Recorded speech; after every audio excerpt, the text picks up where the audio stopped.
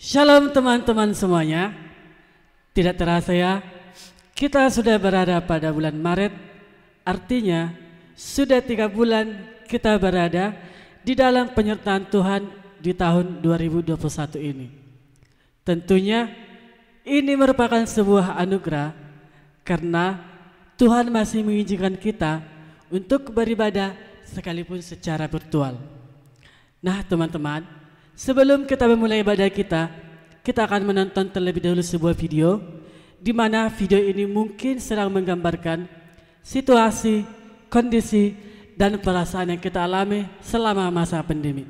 Kita akan melihat videonya. Selamat menyaksikan.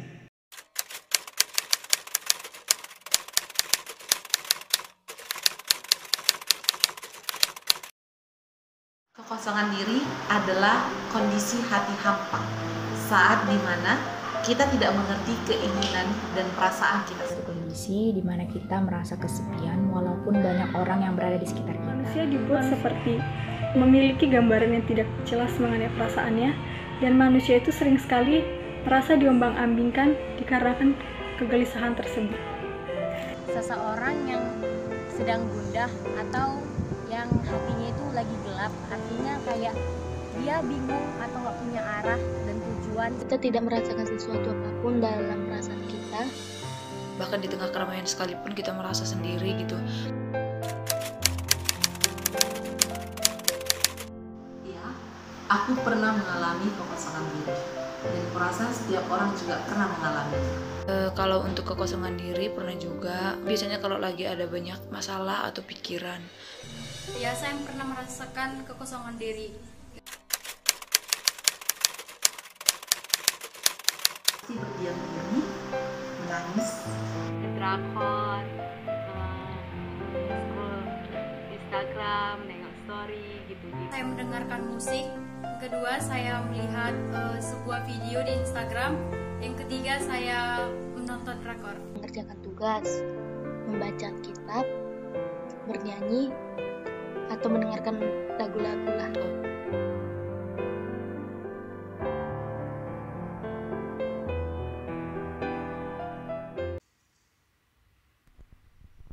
Ya, kita sudah melihat videonya. Mungkin kita sering merasakan berjalan sendirian atau merasa sendiri di tempat yang ramai dan mengalami kekosongan diri seperti pada video tadi. Nah, lewat nyanyian ini kita diingatkan bahwa ada satu teman kita yang selalu setia untuk menemani kita. Kita akan mengetahuinya lewat nyanyian Ada Satu Sobatku Yang Setia, medley Jalan Serta Yesus. Kita bernyanyi.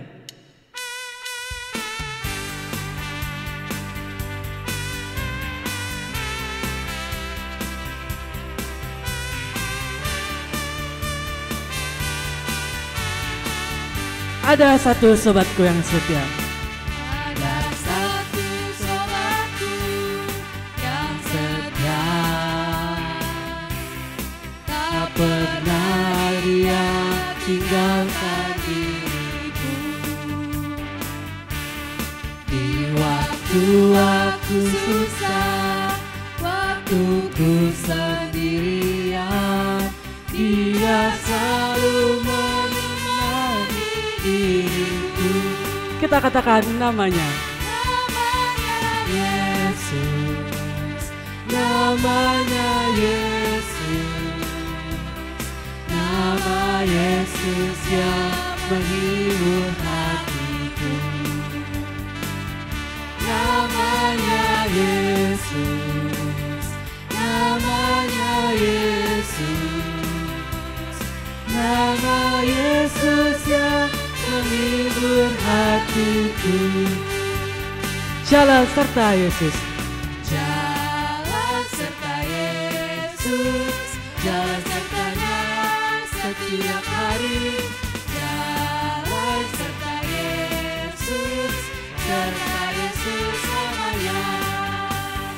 Jalan dalam suka, jalan dalam duka, jalan sertanya setiap hari. Jalan dalam suka, jalan dalam duka, serta Yesus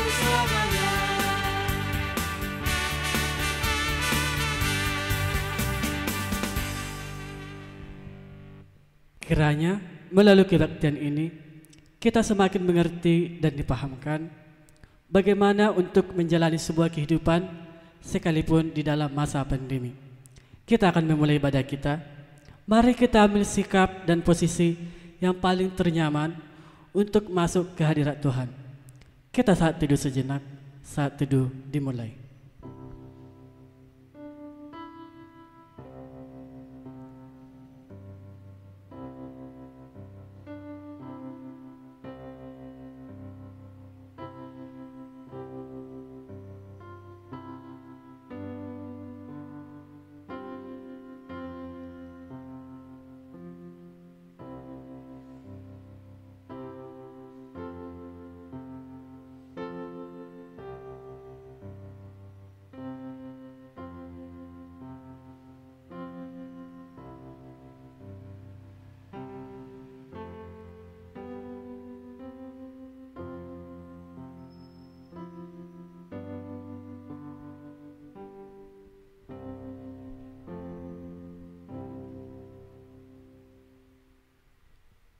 Mari kita berdoa. Sungguh besar ya Tuhan atas segala kasih dan karunia yang Tuhan berikan kepada kami. Hingga pada saat ini kami boleh berkumpul di sini ya Tuhan, sekalipun di dalam ruang virtual untuk mengadakan kebaktian kami pada saat ini. Bapa yang baik, terima kasih Tuhan untuk setiap kebaikan yang Tuhan berikan kepada kami, napas kehidupan. Dan masih banyak lagi Tuhan hal-hal yang perlu kami syukuri di dalam hidup kami. Terima kasih juga Tuhan buat hamba Tuhan yang telah memberikan kesiapan hati, pikiran, tenaga Tuhan untuk menaburkan kebenaran firman Tuhan. Kami juga bersyukur ya Tuhan buat setiap pelayan acara dari MC, singer, bahkan ya Tuhan untuk pemusik atas kesediaan waktunya Tuhan untuk menyediakan waktunya di dalam memuji Tuhan. Bahkan buat setiap pengurus dari UKMKP ya Tuhan, khususnya dalam FMIPA, terima kasih Tuhan karena mereka sudah memberikan hati, pikiran, tenaga, banyak hal ya Tuhan yang sudah tersisi dari waktunya. Tetapi mereka melakukan itu Tuhan hanya untuk kemuliaan Tuhan saja. Berkati setiap acara kami ya Tuhan, mulai dari awal, pertengahan, hingga sampai akhir acara ini ya Tuhan. Biarlah setiap orang yang mendengarkan kebaktian ini tak satupun ya Tuhan yang pulang dengan kekosongan. Tetapi biarlah kami percaya Tuhan, biarlah kami semakin diteguhkan bahwa Tuhan adalah Tuhan yang Maha Pengasih dan Maha Penyayang. Bapa, ampuni setiap kesalahan-kesalahan kami ya Tuhan jika Engkau dapati. Mungkin pada hari ini atau nanti ya Tuhan di saat kami melakukan aktivitas untuk ibadah kami.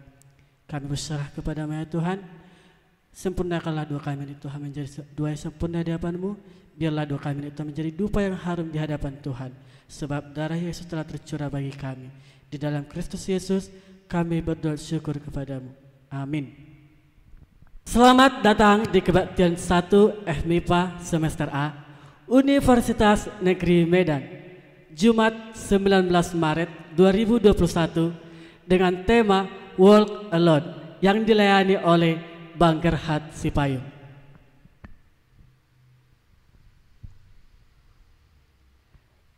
Dialah Allah pencipta langit,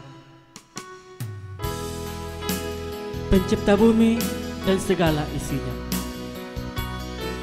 Dalam Efesus 3 ayat 20 dikatakan, bagi Dialah yang dapat melakukan jauh lebih banyak daripada yang kita pikirkan dan doakan. Kita sungguh punya Allah yang luar biasa. Untuk itu, mari kita menyembah Tuhan. Kita bernyanyi, betapa dahsyat Engkau Tuhan.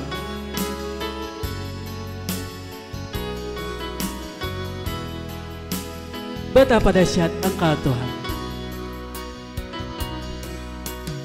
Betapa dahsyat Engkau Tuhan, pencipta segala yang ada, dulu sekarang sampai selamanya. Hanya Engkau Tuhan.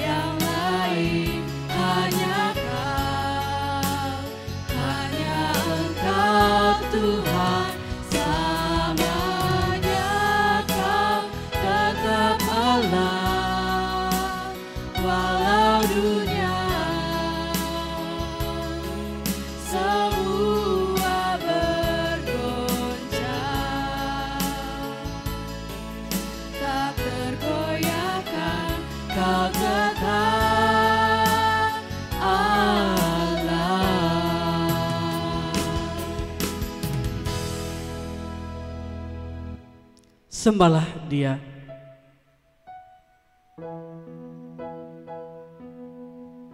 Sembahlah Dia. Allah pencipta langit dan bumi.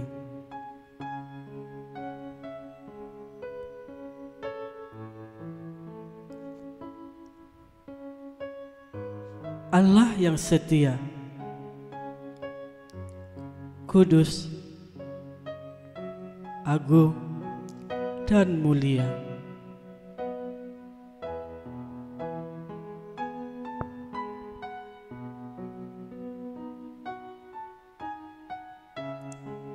Layaklah kita mengagungkan Dia, memuji Dia.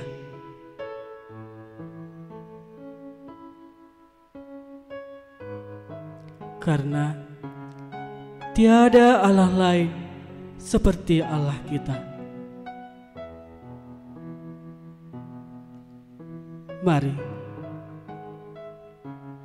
Mari kita sembah Dia.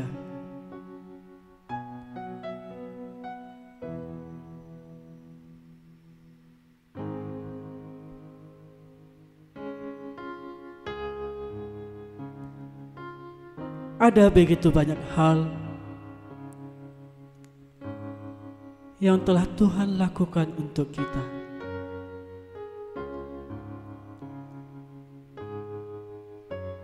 Mari tanyakan dalam hati kita, apakah kita sungguh-sungguh merasakan pekerjaan Tuhan di dalam hidup kita?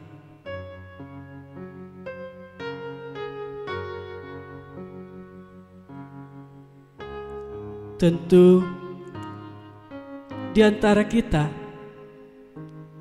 ada yang sedang memiliki pergumulan saat ini.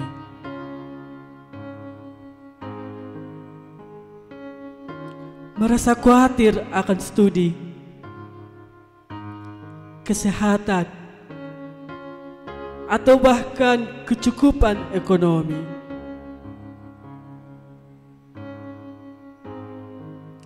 Apakah saat masalah itu datang, kita tetap bisa merasakan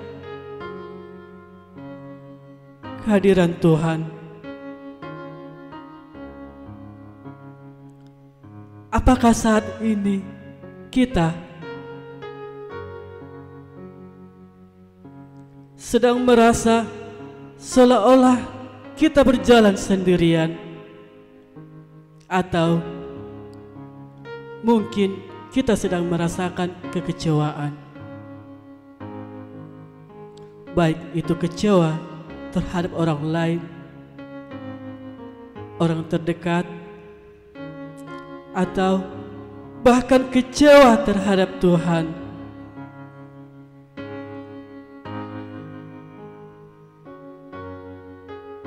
Mari dengan hati terbuka datang kepada Tuhan.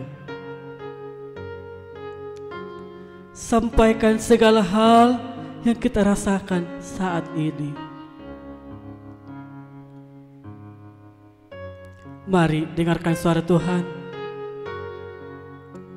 Meski kita berulang kali terjatuh, meski kita berulang kali meninggalkan Tuhan, sebab firman Tuhan berkata, barang siapa yang mengakui dosanya, Ia adalah setia dan adil, sehingga Ia akan mengampuni segala dosa kita dan menyucikan kita dari segala kejahatan. Dia tetap ada, selamanya akan ada. Dia tetap menunggu kedatangan kita. Mari datang kepada Tuhan. Amin. Dengan kerendahan hati kita bernyanyi, kendati ku lemah, tenaga kamu beri.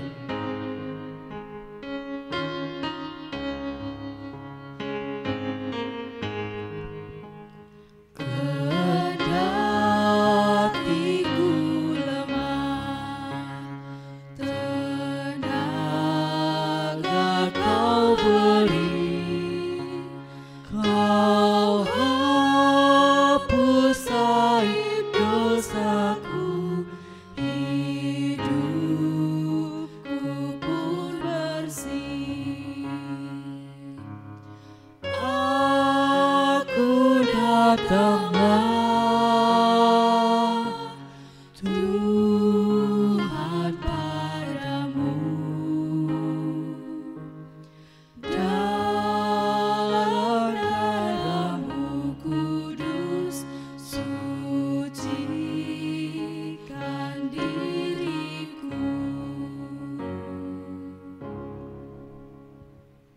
kita akan mendengarkan kebenaran firman Tuhan. Mari kita persiapkan setiap hati dan setiap pikiran kita. Mari kita sambut firman Allah dengan bernyanyi, mendengar suaramu. Dan di akhir lagu pujian nantinya kami undang Bangkir Hatsi Payung untuk menaburkan kebenaran firman Tuhan. Kita bernyanyi.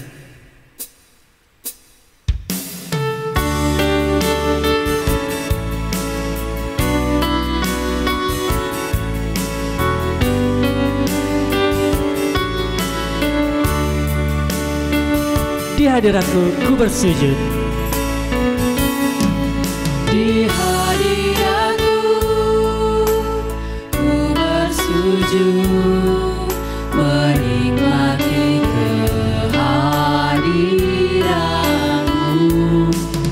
Ku buka hati saat ini untuk mendengar suaramu.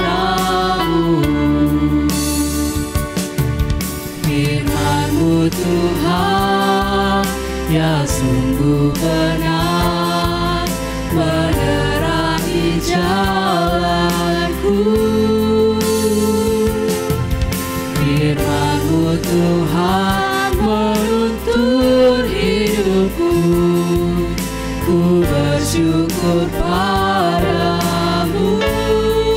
Di hadirat-Mu ku bersujud. Di hadirat-Mu ku bersujud, menikmati kehadiran-Mu. Ku buka hati saat ini untuk mendengar suara-Mu.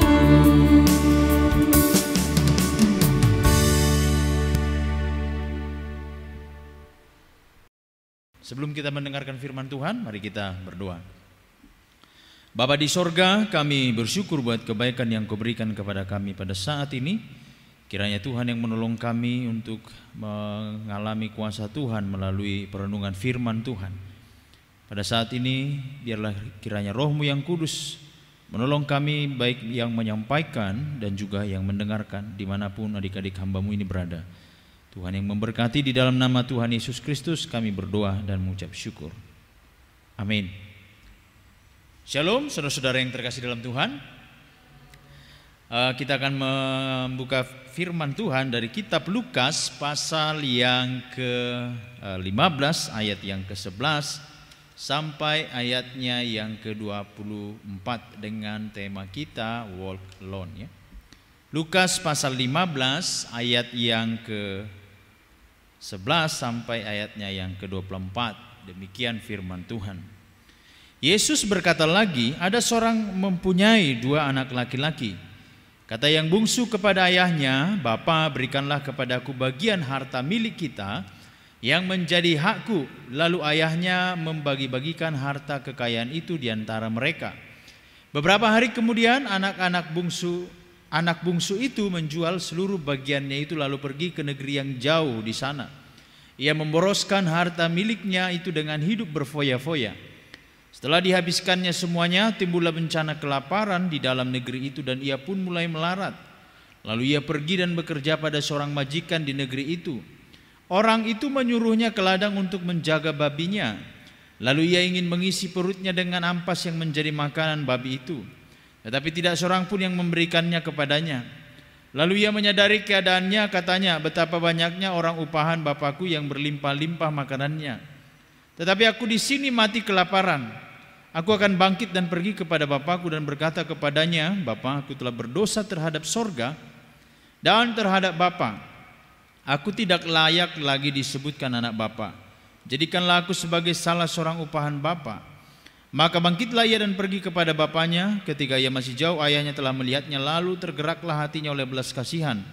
Ayahnya itu berlari mendapatkan dia, lalu merangkul dan mencium dia. Kata anak itu kepadanya, Bapa, aku telah berdosa terhadap sorga dan terhadap Bapa. Aku tidak layak lagi disebutkan anak Bapa. Tetapi ayah itu berkata kepada hamba-hambanya, lekaslah bawa kemari jubah yang terbaik. Pakaikanlah itu kepadanya dan kenakanlah cincin pada jarinya dan sepatu pada kakinya. Dan ambillah anak lembu tambun itu, sembelihlah dia, dan marilah kita makan dan bersuka cita. Sebab anakku ini telah mati dan menjadi hidup kembali. Ia telah hilang dan didapat kembali, maka mulailah mereka bersukaria. Saudara-saudara yang terkasih dalam Tuhan, pernah saya tanya seorang mahasiswa, saya tanya kepada dia begini, apa tujuan cita-citamu? Saya tanya kepada mahasiswa ini. Lalu mahasiswa ini berkata, saya mau belajar dengan baik, lalu saya akan mengumpulkan uang, lalu saya ingin bertemu artis Korea katanya. Wih, saya katakan kepada mahasiswa ini, loh, kamu kuliah hanya untuk mengumpulkan uang dan bercita-cita bertemu dengan artis Korea? Saya katakan, iya Pak, katanya. Loh, cita-citamu itu udah salah, saya bilang. Kau sudah memberhalakan dia. Oh, jangan begitulah Pak, katanya kepada saya.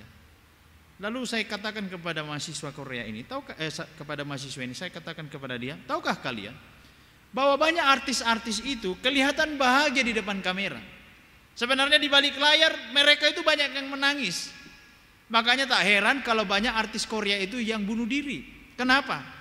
Karena mereka dipaksa untuk tertawa di depan kamera, padahal mereka, suasana hati mereka sedang gundah gulana. Saudara mungkin pernah menonton film Jumanji.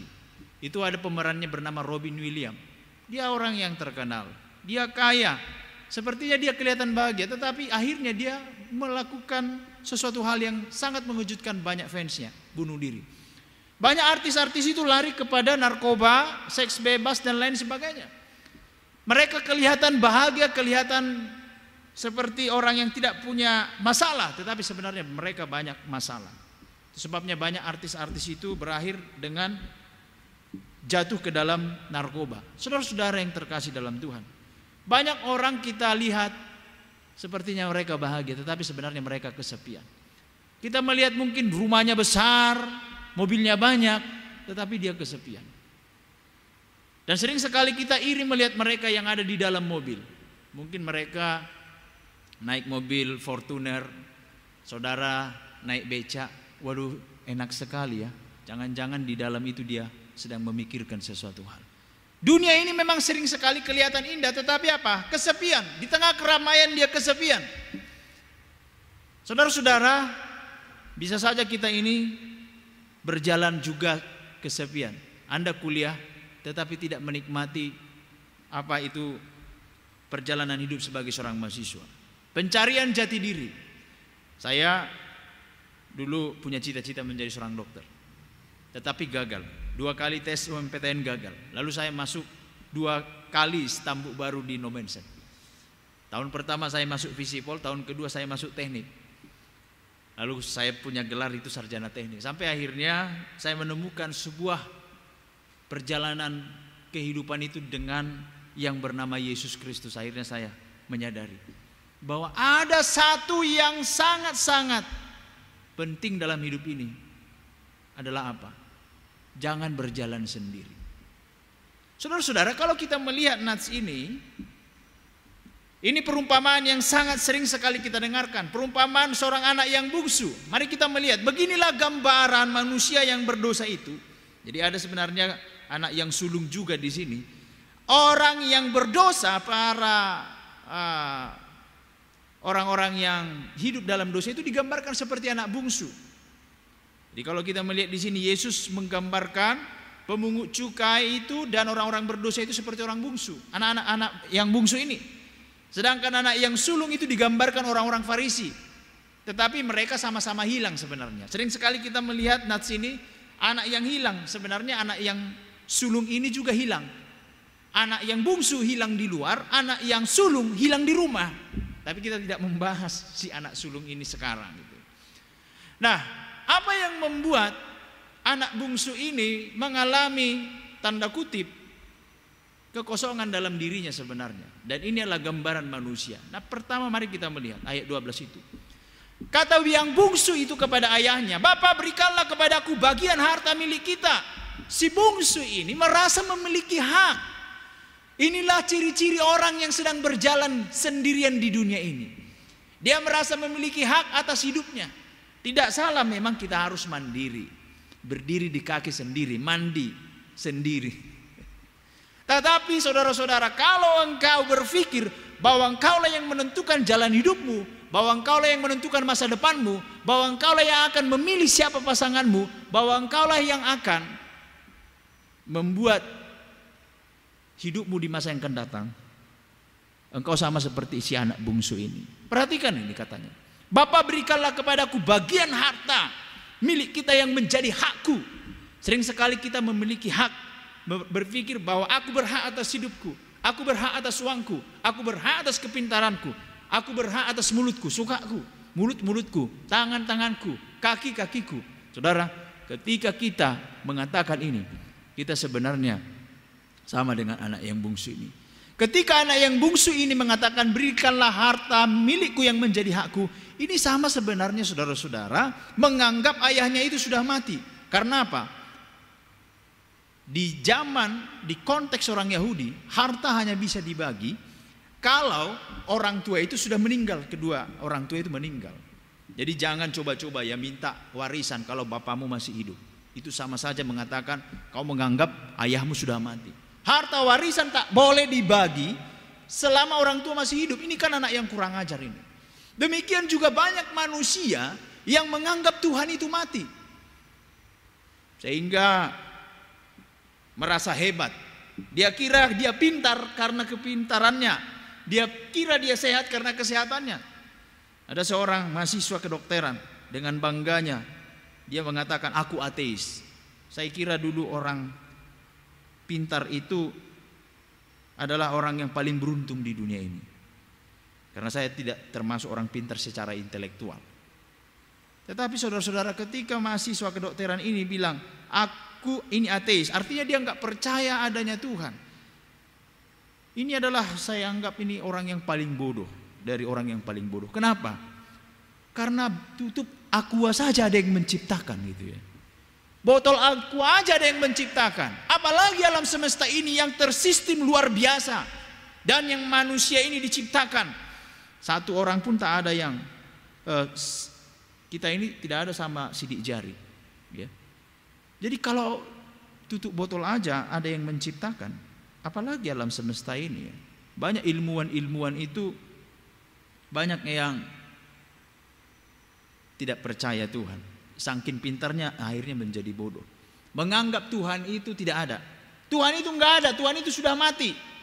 Saudara-saudara, ini juga gambaran dari anak yang bungsu ini kepada kita, merasa memiliki hak. Tetapi kita melihat di sini Bapak Ibu, saudara adik-adik yang terkasih dalam Tuhan, lalu ayahnya membagi-bagikan harta kekayaan itu di antara mereka. Tidak ada gunanya menahan seorang anak yang tubuhnya ada di rumah, tapi hatinya sudah di luar.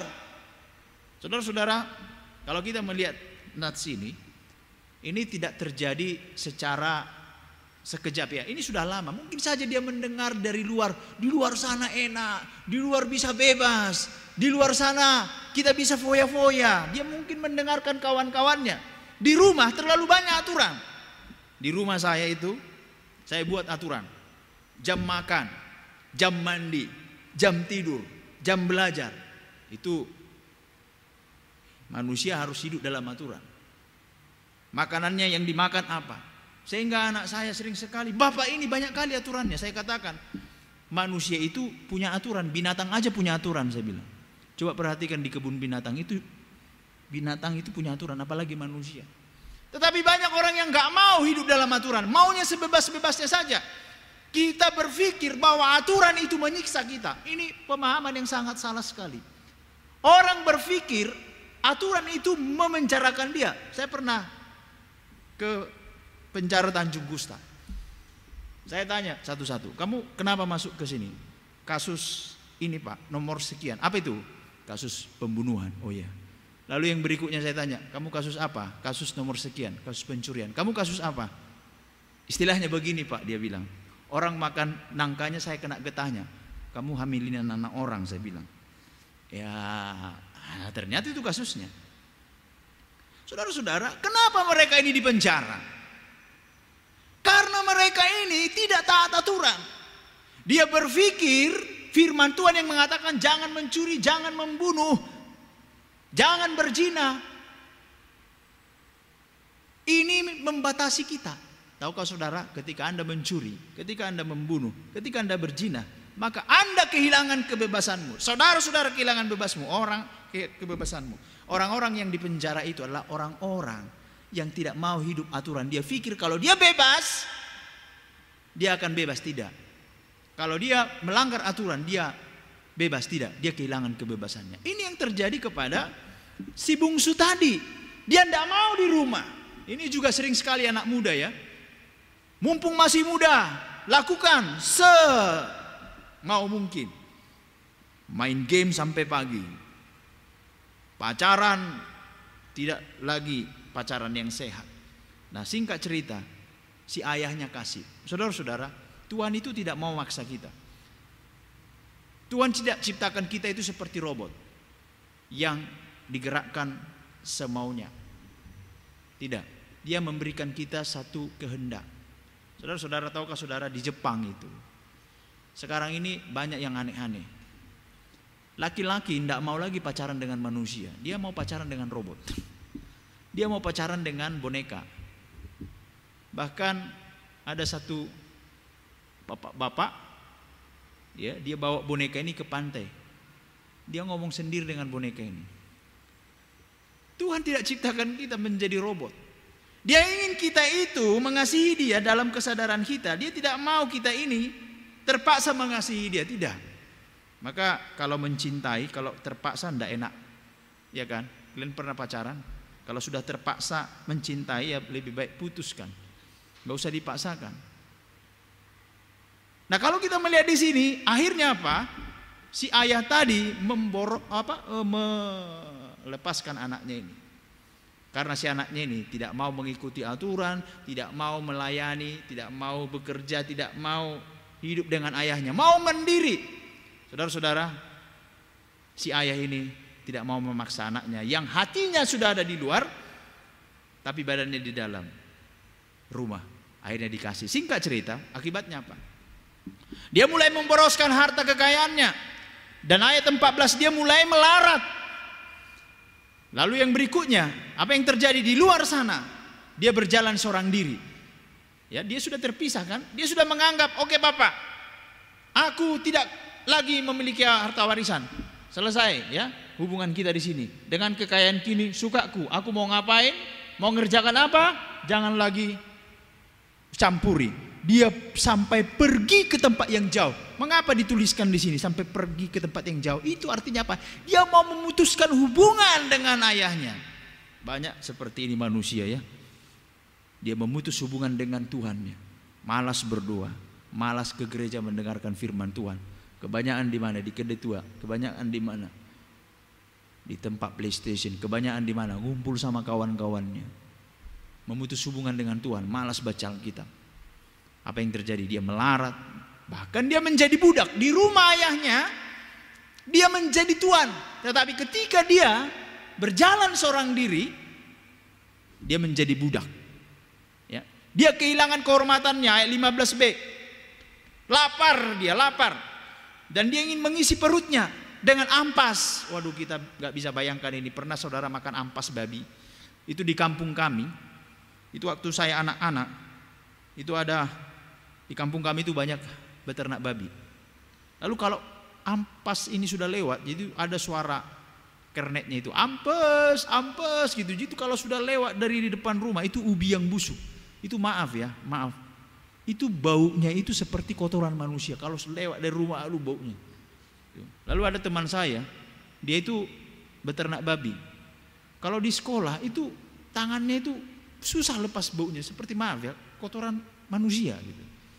Jadi kalau sudah dekat dengan dia, ini walaupun sudah dicuci ini, tetap bau.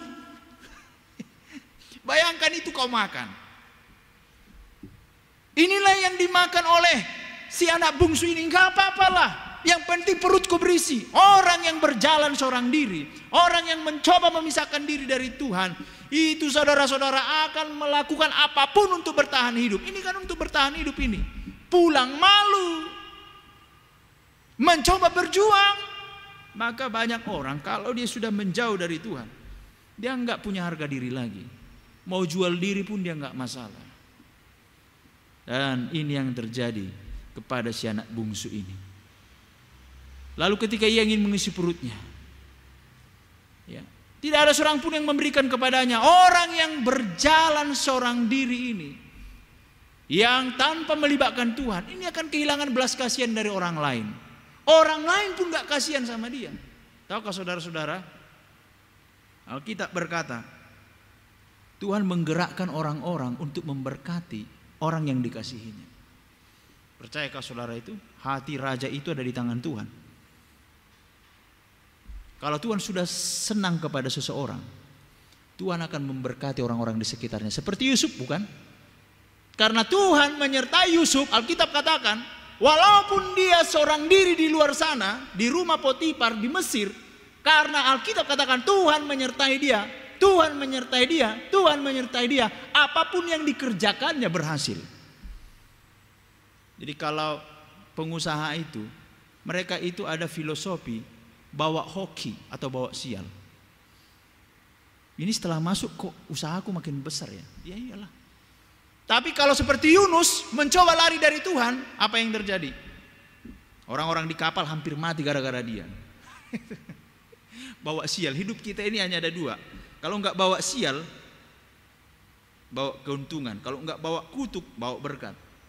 Nah ini dia yang terjadi. Lalu saudara-saudara yang terkasih di dalam Tuhan, apa kunci pemulihan orang yang sudah berjalan seorang diri ini? Makin lama dia mencoba bertahan, maka makin hancurlah hidupnya. Banyak orang seperti ini, sudah hidupnya terpuruk, sudah hidupnya hancur. Ya udahlah, hancurlah sekalian katanya. Ya kan, kasihan sekali dengan orang seperti ini. Akhirnya ambil jalan pintas, bunuh diri dia. Ini pernah terjadi di salah satu universitas. Hamil di luar nikah, dia bunuh diri. Dia tinggalkan secarik kertas untuk orang tuanya. Ya kan?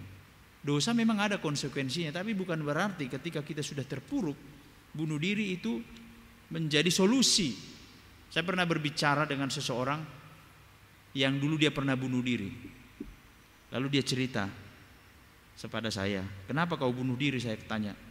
Tadinya saya mau coba-coba Pak, katanya. Gimana sih rasanya bunuh diri itu, katanya. Waktu itu dia masih SMA. Lalu dia mencoba mengambil tali atau seperti tali atau seperti sarung lah ya. Dia diikatkan, dia bunuh diri di sekolah. Dia coba-coba gini. Ternyata entah bagaimana terpeleset atau bagaimana dia akhirnya terikat, tergantung. Nah, lalu ada seorang hamba Tuhan, teman saya juga ini pelayanan. Jadi yang bunuh diri ini ada adiknya, udah biru ini, udah hamba Tuhan ini dalam nama Yesus, dalam nama Yesus gitu ya, ditengking, diduakan. Akhirnya sadar. Lalu dia cerita kepada saya, Pak, tahukah Bapak waktu saya antara hidup dan mati karena bunuh diri itu, saya seperti jatuh dari jurang yang tinggi dan gelap. Saudara pernah jatuh ya, misalnya dari jarak 2 meter ke bawah kan seperti ini ya, seperti ada yang narik gitu ya. Jadi orang yang bunuh diri itu katanya, dia seperti jatuh dari suatu jurang yang sangat tinggi gelap, tapi nggak nyampe ke bawah. Setelah saya sadar, baru saya bisa melihat terang katanya. Jadi jangan coba-coba bunuh diri ya. Ya, saya pernah menyaksikan orang yang bunuh diri karena hamil ya. Disiramnya tubuhnya dengan minyak lampu. Lalu waktu saya lihat, aduh, di rumah sakit Pringadi. Ngerikan sekali. Sampai sekarang saya ingat wajah orang yang menyiram dirinya dengan minyak itu. Maaf ya, seperti babi yang dibakar. Akhirnya meninggal juga ini perempuan. Nah, kita melihat di sini, ketika dia sudah terpuruk, apa yang dia lakukan? Menyadari keadaannya. Ayat 17, ini yang pertama. Dia menyadari keadaannya. Banyak orang gak sadar keadaannya, sudah hancur, sudah rusak. Dia berkata begini, taunya aku salah yang kukerjakan ini Pak, tapi gimana lah, ya udah tahu salah. Nggak akan mungkin ada kunci pemulihan kalau dia tidak menyadari aku salah, aku mau keluar. Ya, pernah ada seorang laki-laki telepon saya, dia bilang begini, Pak, saya mau dilayani Pak. Ya, ada apa? Saya mau lepas dari dosa seksual ini, Pak. Dosa seksual ya. Dosa apa? Seksual apa? Saya homo, Pak, katanya. Bisakah saya pulih? Bisa. Lalu dia bilang, dan saya sudah kena HIV AIDS, Pak. Wah, banyak orang kadang nggak sadar dengan dosa seks kalau belum kena penyakit kan. Tapi begitulah yang sering. Udah tahu dia salah, jatuh dalam dosa, masih dinikmati dosa itu. Baru setelah dia terpuruk, baru setelah orang lain meninggalkan dia, baru sadar. Ada juga begitu. Saya sudah peringatkan sama dia. Tinggalkan pekerjaanmu itu. Dia laki-laki, tapi menjual diri sebagai pekerja seks laki-laki. Iya bang, nantilah ada waktunya katanya. Pernah dia bekerja, tapi karena gajinya sangat sedikit dibandingkan dia dengan menjual dirinya, ya, sekali dia menjual diri, dia bisa dapat 200.000, 300.000. Ini dia kerja seharian mulai pagi sampai malam, dia hanya dapat 50.000, balik lagi dia. Terakhirnya ada yang SMS saya, tolong saya katanya. Ini siapa? Kok gambarnya kok gambar yang, maaf ya, gambar waria gitu, nggak saya kenal. Lalu isi SMS-nya bilang begini, Pak, saya kawannya si ini katanya. Si ini lagi sekarat, Pak, kena AIDS. Aduh, dalam hati saya. Ini kan ngeri ya. Tetapi si bungsu ini dia menyadari keadaannya. Lalu apa yang dia lakukan? Dia nggak hanya sadar, tapi dia ingat bapaknya yang kaya. Ayat 17 dikatakan di situ apa? Betapa banyaknya orang upahan bapakku yang berlimpah makanannya, tetapi aku di sini mati kelaparan. Ingatlah bahwa Bapa di sorga itu Bapa yang kaya. Dia sanggup memulihkan kita. Dia berpikir kalau aku mati di sini, pasti aku akan mati kelaparan. Ayat 17.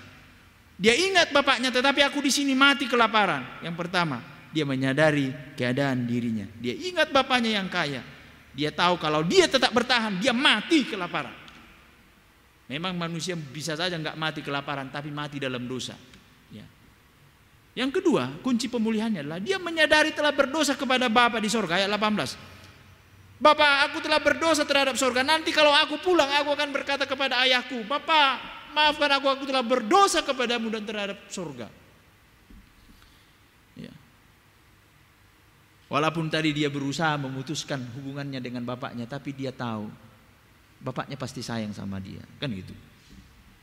Tahukah kalian, kasih seorang ayah itu, sebagaimanapun anaknya ini jahat, ini tetap dianggap sebagai anaknya. Anak yang sering sekali menganggap kadang, enggak bapakku kau katanya, karena kau jahat katanya. Ya, seorang ayah itu mungkin tidak seperti seorang ibu yang mengatakan kepada anaknya, anakku, aku sayang kali samamu, aku menyesal memukulmu. Tidak.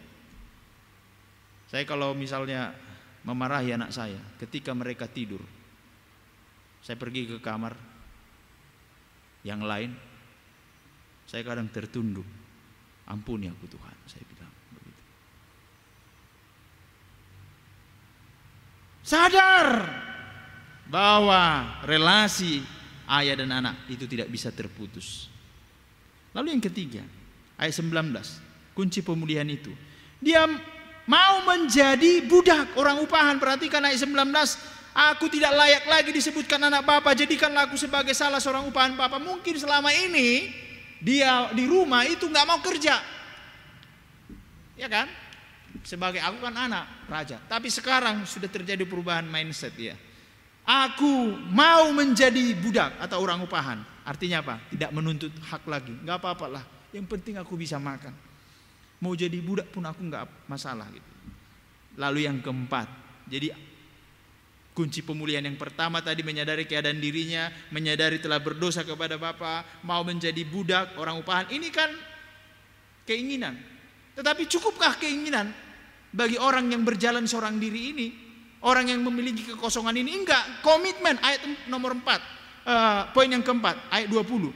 Maka bangkitlah ia dan pergi kepada bapaknya. Dia masih ingat jalan pulang ya. Masih ingat jalan pulang. Walaupun waktu itu nggak ada maps. Saudara-saudara, ketika engkau punya masalah, ketika engkau merasa kosong dalam hidupmu, ingatlah jalan pulang hanya satu, yaitu apa? Kembali kepada Bapa di sorga, kepada Tuhan yang disembah di dalam Yesus Kristus. Banyak orang bertobat tapi tidak kepada Yesus. Sia-sia pertobatannya itu bukan. Blaise Pascal, dia seorang ahli fisikawan, dia juga seorang ahli sastra. Dia juga seorang yang agamawan. Dia berkata begini, ada ruangan yang kosong dalam diri manusia itu yang tidak bisa diisi oleh apapun kecuali Tuhan. Maka saudara-saudara, kalau saudara mencari jati diri, aku mau ini, saya juga sudah melewati itu. Tapi ketika saya sudah bertemu dengan Yesus, saya ingat sekali itu, tanggal 14 bulan 2 2004 ada sebuah acara KKR. Disitulah penghentian jati diri saya. Kenapa? Oh, aku ada di dunia ini karena Yesus. Tuhan mengasihiku. Pada saat itu saya mengambil komitmen, Tuhan masuklah dalam diriku. Nah setelah itu saudara-saudara terjadi perubahan yang besar dalam diri saya. Artinya apa? Aku tahu kenapa aku ada di dunia ini. Aku tahu siapa Bapakku. Aku tahu siapa Allahku. Aku tahu siapa yang mengasihiku. Aku tahu sekarang nilaiku berapa. Sering sekali orang mencari jati diri itu mau membuat nilai dalam dirinya. Hamoraun, hagabeon, hasangapon, ya kan? Secara khusus kalian mahasiswa di hadapan manusia kalian belum jadi orang kan? Pernah dengar istilah itu? Wih, anak siapa itu udah jadi orang. Makanya kau rajin belajar. Berarti kau belum jadi orang ya. Inilah nilai-nilai manusia. Nah, lalu dari pihak bapaknya ini ayat 20a, di situ kita lihat ketika masih jauh ayahnya telah melihatnya, lalu tergeraklah hatinya oleh belas kasihan. Artinya apa? Sejak anaknya ini pergi keluar, bapaknya selalu menunggu pagi hari, mananya anak itu, mananya anak itu, setiap hari ya. Kalian pernah dimarahi bapak kalian? Pernah? Keluar kalian dari rumah ini katanya kan. Tapi setelah kita keluar dicari juga ya. Di rumah dimarahin katanya. Kalau keluar dicariin katanya. Saya pernah melihat tulisan seperti itu di belakang mobil ya. Nah, kasih seorang Bapa di sorga itu, kasih Bapa itu dia selalu menunggu seperti si ayah ini. Lalu yang kedua, belas kasihan ya, bukan hukuman. Ketika si anak ini pulang bukan dihukum, tetapi apa? Dia mendapatkan belas kasihan, dicium. Mungkin saja si bungsu ini bau babi, bau ampas babi, tetapi dia dekap anaknya itu ya, dia cium dan dikembalikan haknya ya, diterima padanya ya. Makanya kadang orang bertanya gini, bang masih diterima Tuhan kah? Aku masih diterima. Sampai kapanpun kau masih diterima. Sejahat apapun dirimu kau diterima. Cuman konsekuensi dosa ada. Makanya tadi saya katakan kena penyakit dia kan, tapi Tuhan tetap mengasihi dia. Lalu dari pihak Allah itu ada korban sukacita, ayat 20c itu, disembelihlah lembu ya. Itu sebabnya korban itu yaitu Yesus Kristus. Dialah yang menjadi korban untuk mempersatukan kita dengan Bapa, sehingga kita tidak lagi mengalami kekosongan jiwa ya. Karena apa? Tuhan sudah ada di dalam hidup kita. Lalu yang terakhir dari pihak Allah, kita dihidupkan. Ketika si anak bungsu ini di luar rumah, dia mati ya, dia mati. Makanya dikatakan si ayah ini, ia telah hilang dan didapat kembali. Tadinya mati, sekarang menjadi hidup. Saudara-saudara, orang yang belum mengalami pertemuan dengan Tuhan, orang yang masih kosong dalam hidupnya Tuhan Yesus, dia masih mati. Dia masih keluyuran di dunia ini mencari jati diri. Dia hanya bisa mendapatkan ketenangan jiwa. Karena apa? Karena kita ini sudah didesain Tuhan. Kita ini hanya bisa menjadi manusia yang bisa menikmati sukacita kalau Tuhan itu sudah ada. Kalau kita lihat bagaimana manusia itu diciptakan, manusia itu diciptakan dari tanah. Waktu jadi patung dia belum jadi manusia, tapi ketika dia hembuskan nafas Tuhan baru dia jadi manusia. Maka kalau manusia itu tidak hidup tanpa Allah, dia sama seperti patung. Dia akan selalu mencari jati diri, ya. Sama seperti bayangan saudara kalau siang hari itu kan ada bayangan itu kan, bayangan kita. Begitulah manusia kalau tanpa Allah, hanya bayangan aja hidupnya, gelap. Sepertinya ada tapi nggak ada. Sepertinya hidup tapi nggak hidup. Tapi ketika kita sudah di dalam Tuhan, maka kita ini akan mengalami yang namanya sukacita yang besar. Banyak kesaksian-kesaksian kalau saudara nanti lihat di YouTube itu. Mereka yang tadinya penyembah Lucifer bahkan dari agama lain, tapi ketika mereka bertemu dengan Yesus, hati mereka dia berkatakan apa? Bersukacita. Dan dia berkata, tidak ada lebih indah selain melayani Tuhan Yesus. Kiranya firman Tuhan ini menolong kita supaya bagi yang masih mencari jati diri, masih merasa kesepian, datanglah kepada Yesus. Amin, kita berdoa. Bapa di sorga, terima kasih buat kebenaran firman. Kami belajar dari si anak bungsu ini. Ketika dia mencoba memisahkan diri dari Tuhan, dari ayahnya, ketika dia mencoba mencari jalan sendiri dan berjalan sendiri dari ayahnya, maka dia mengalami banyak penderitaan. Dia kehilangan kehormatan, dia melarat, dia bahkan tidak menikmati apa lagi yang dia nikmati. Inilah gambaran manusia yang berjalan tanpa Tuhan.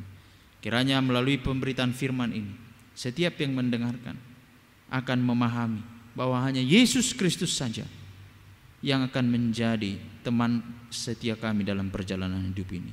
Dalam nama Yesus Kristus kami berdoa dan mengucap syukur. Amin. Shalom untuk kita semua. Warta kita hari ini yang pertama, mari doakan dan bergabung dalam kebaktian 2 UF MIPA pada hari Jumat tanggal 16 April 2021 pada pukul 19.00 sampai 20.30 dengan tema 70 kali 7 kali yang dilayani oleh Pendeta Gloria Bele. Yang kedua, mari juga bergabung pada podcast Teman Hidup UKMKP Unimed pada hari Sabtu tanggal 24 April 2021 pukul 19.00 sampai 20.30. Demikianlah warta kita hari ini. Mari kita bersatu di dalam doa. Allah Bapa yang bertahta di dalam kerajaan sorga, kami bersyukur buat setiap anugerah yang kami rasakan hingga saat ini Bapa. Bapa, pada saat ini untuk kebaktian kami, jadikanlah kebaktian ini menjadi persembahan yang khusus di kerajaan Tuhan dan kemuliaan bagi Tuhan. Bapa, saat ini kami berdoa untuk bangsa dan negara kami, untuk pemerintah kami, mulai dari pemerintah tertinggi sampai terendah dan jajarannya. Berikanlah Tuhan kesehatan, hikmat dan kebijaksanaan agar dalam mengambil keputusan dapat Tuhan menerapkan sesuai dengan apa yang diaturkan oleh negara kami. Bapa yang baik, kami juga berdoa terkhusus untuk daerah kami. Tuhan, kami mendengar bahwa Sinabung lagi erupsi. Tuhan, kiranya tangan Tuhanlah yang membantu menolong saudara-saudara kami yang ada di sana. Tuhan, kami juga berdoa untuk kampus kami Unimed. Tuhan, kiranya Tuhanlah yang membantu para pemerintah, para jajaran-jajaran yang ada di kampus kami Tuhan, mulai dari rektor, dosen-dosen, dan dekan-dekan juga Tuhan yang membantu untuk perkuliahan juga Tuhan yang berlangsung secara daring. Kiranya Tuhanlah yang memberkati mulai dari jaringan, dosen maupun mahasiswa. Tuhan jugalah yang memberkati untuk para yang sedang mengerjakan tugas akhir. Kiranya Tuhanlah yang memberkati, Tuhan yang memberikan hikmat dan kebijaksanaan agar pengerjaan tugas akhir itu lebih berintegritas lagi Tuhan. Tuhan, kami juga berdoa untuk keluarga kami, orang tua kami. Kiranya Tuhanlah yang memberkati dimanapun sekarang berada Tuhan. Kiranya Tuhanlah yang memberikan kesehatan, kekuatan, dan Tuhan juga yang memberikan rezeki kepada tiap-tiap orang tua kami. Tuhan, inilah doa permohonan kami. Sebelumnya ampuni kami dari segala dosa dan pelanggaran yang kami perbuat, supaya kami layak disebut sebagai anak-anak-Mu. Hanya di dalam nama anak-Mu Kristus Yesus Juru Selamat kami yang hidup, terjadilah kehendak-Mu di dalam kehidupan kami. Amin.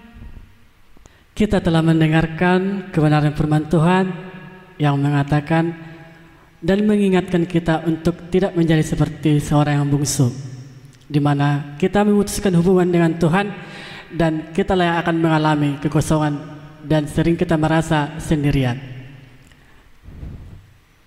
Allah berfirman, "Mari datang kepadaku yang berbeban berat dan letih lesu, sehingga setiap kita yang berbeban berat mendapat kelegaan, setiap kita yang merasa kesulitan mendapat ketenangan, karena Roh Kudus akan selalu membimbing dan menopang hidup kita.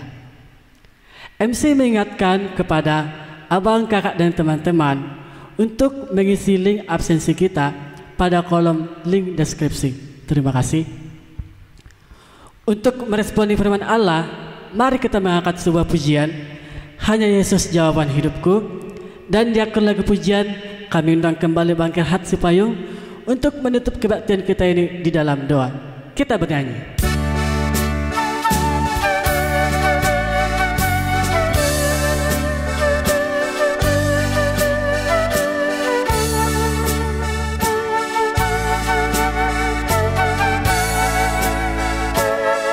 Kalau ku cari damai, kalau ku cari damai, hanya ku dapat dalam Yesus.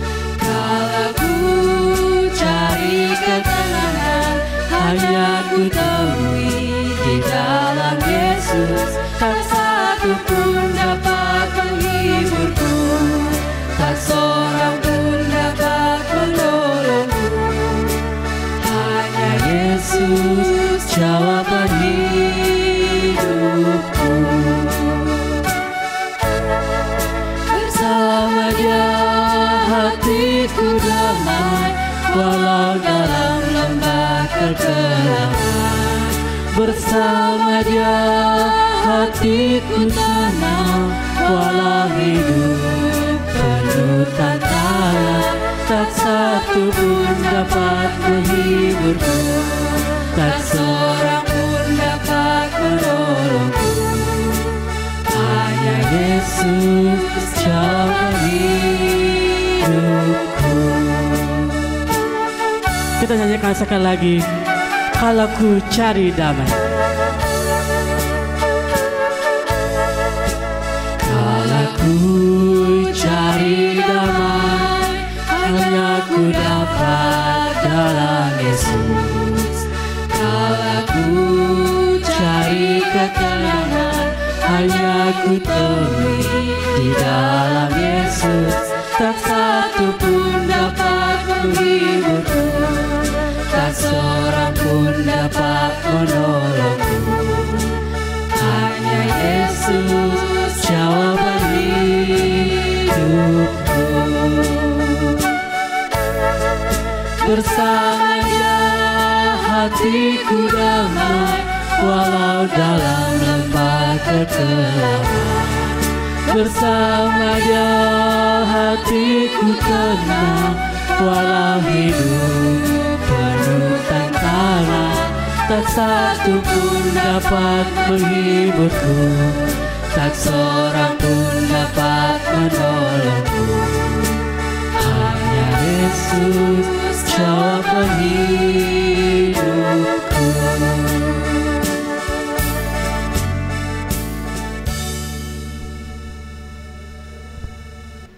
Mari kita berdoa. Bapa di sorga, kami bersyukur buat kebaikan-Mu Tuhan. Terima kasih buat ibadah kami hari ini. Kiranya Engkau yang menolong kami dimanapun kami berada, supaya kami senantiasa terus bertumbuh mengenal Bapa kami yang baik itu. Kami menyerahkan hidup kami kepadamu, dan kami akan akhiri ibadah ini dengan doa yang Kau ajarkan kepada kami. Kita berdoa, Bapa kami yang di sorga, dikuduskanlah nama-Mu. Datanglah kerajaan-Mu, jadilah kehendak-Mu di bumi seperti di sorga. Berilah kami pada hari ini makanan kami yang secukupnya, dan ampunilah kami akan kesalahan kami seperti kami juga mengampuni orang yang bersalah kepada kami. Janganlah membawa kami ke dalam pencobaan, tapi lepaskanlah kami daripada yang jahat, karena Engkau yang punya kerajaan dan kuasa dan kemuliaan sampai selama-lamanya. Amin. Anugerah Allah Bapa, pengorbanan Yesus Kristus, dan bimbingan Roh Kudus, itulah yang akan menyertai kita sampai selamanya. Bapa, terima kasih.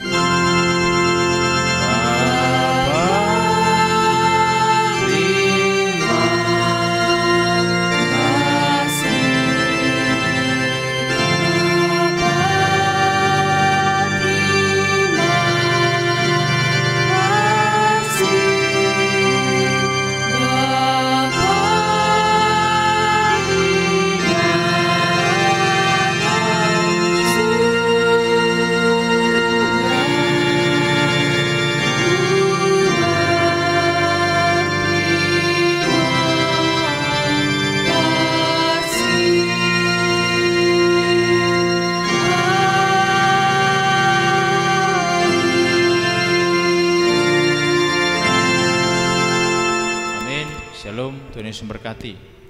Demikianlah ibadah kita untuk hari ini. Terima kasih kami ucapkan kepada Bang Gerhard untuk pelayanannya di Kebaktian 1 FMIPA Unimed.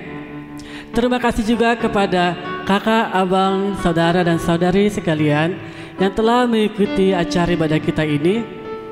Ya, kembali MC mengingatkan untuk tetap mengisi link absensi kita pada link kolom deskripsi. Ya, saya ingin membagikan satu firman Tuhan yang tertulis di dalam 2 Korintus 2 ayat 18. Jika kamu rela untuk memberi, maka pemberianmu akan diterima. Kalau pemberianmu itu berdasarkan apa yang ada padamu, bukan berdasarkan apa yang tidak ada padamu. Baiklah teman-teman, di sini juga kami lewat firman tadi, bagi teman-teman yang rindu untuk memberikan persembahan kepada pelayanan kita ini, dapat mengirimkannya melalui barcode OVO atau Dana yang tertera pada layar video kita ini. Kiranya melalui kebaktian ini kita tidak akan lagi merasa kekosongan, tidak akan lagi merasa berjalan sendirian. Tuhan Yesus memberkati. Selamat beraktivitas kembali. Shalom.